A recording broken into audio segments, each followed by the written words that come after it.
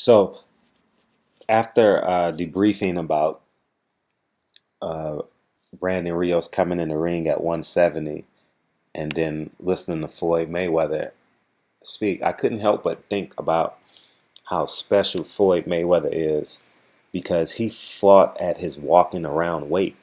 How many fighters, honestly, fight at their walking around weight, 5 pounds, 5 to 7 pounds removed away from their walking around weight? Uh, I think Timothy Bradley balloons up in weight. He says we've seen many pictures of him, uh, 180, 170.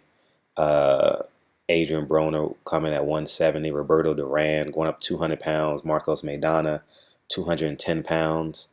Um, it goes on and on. It's just amazing how Floyd never got the respect for putting in 20 years as a professional and just sustaining himself. The hardest part in life is, or I should say, one of the hardest things in life would being that you're Floyd Mayweather when you have power and you have the power, you have personal power, you have the power of influence, and you have the power of money, is not to lose yourself, not to get wrapped up in the luxuries that you can afford yourself.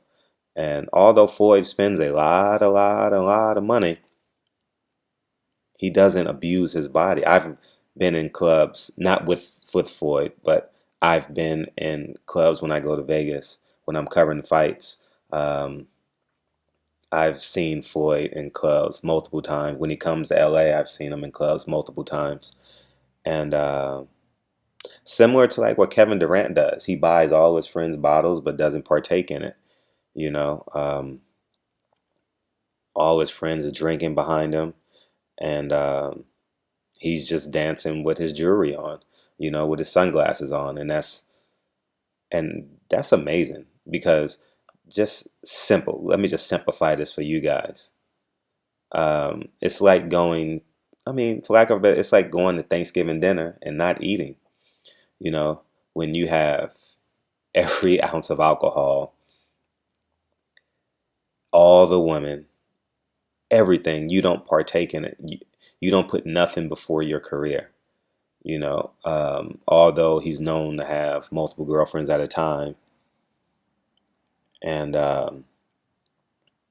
but he doesn't abuse his body, and I find that amazing. Floyd deserves more recognition for that, um, and let that stand alone. I'm not bringing this up in addition to other things he has in life, but just that part alone, he deserves as much respect as possible. I mean, just follow these guys' careers and see what they look like when they're not training for a fight. They go up at least 15, 20 pounds, you know. Um, when Brandon Rios walked in at 170, I was like, he has no muscle density. Floyd walks around at he said 152, 153.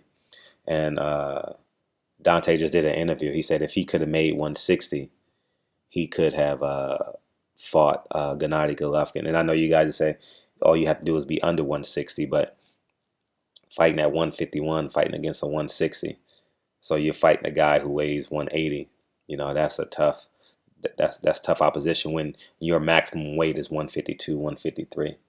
But let me know what you guys think. Am I reaching too much? But I genuinely believe that Floyd has physically kept himself in the best shape as possible. Like I see him now. I saw videos or pictures of him this weekend, and he looks like he can walk in the ring now and get into the ring just by what his clothes look like on him. You don't see like a protruding stomach. Most retired athletes, you look at them 5 years later. I mean, if you don't believe me, just look at ESPN, Monday Night Football. That team, they all got guts. Um, they all don't look like they used to play professional sports. They just look like aging older men. You know.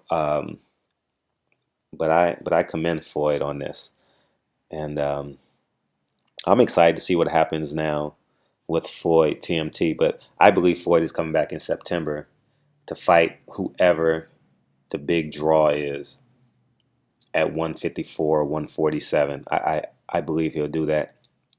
with the exception of Triple G. I don't think he'll fight Triple G, but he'll fight everyone excluding Triple G. I think the wise thing would be if Canelo beats Cotto to immediately jump on the Canelo train and make that fight happen Cinco de Mayo or Mexican Independence Day in September. So this is Barbershop Conversations. Let me know what you guys think. Um, we have some big fights coming up. I'll be covering the Cotto Canelo fight, and I'm actually excited to see Tyson Fury and Vladimir Klitschko. Me personally, I've never seen 267, 268 high end heavyweights fight. So with my own eyes. So I'm actually excited to see this, see how that turns out. And I'm curious to see who Deontay Wilder is going to fight in January. He's fighting in January or February, so I'm real curious to see who he's going to fight. And I actually saw Deontay Wilder. I went to an event about 2 weeks ago, and he looks in great shape. You know, he looks phenomenal. He looked like he's probably as lean as he was when he got in the ring. I think he needs to develop his legs a little bit more. But I know I'm getting off tangent a little bit. He got some lean, skinny legs, but as he gets older, he's gonna have to develop a stronger base to take them punches. Because now it's just his youth is on his side. He's getting hit a lot, but because his equilibrium is not off, um, he's able to withstand those punches. But as you get older, your equilibrium shakes a little bit, and if you don't have a strong base, you may wobble a little bit more, or even yet get knocked down. So, but getting back to Floyd Mayweather, give him the respect he deserves for keeping himself in shape for 20 years. I mean, literally, damn near every day of his career, he was in shape and 5 pounds away from walking into the ring. So that means literally, if he had to fight the next day, if there's less than 5% fighters who say they can do this, probably of all time. They say, I'll give you $1 million. Or, I mean, in Floyd's case, I'll give you $100 million if you can fight this guy tomorrow, but you have to come in at 147 tomorrow. How many fighters can be surprised with a phone call like that and make weight? Floyd Mayweather is probably the only fighter today that can actually do that. You know, so this is Barbershop Conversation. I appreciate you guys' support, and I look forward to bringing you guys some more boxing content. Thanks, guys.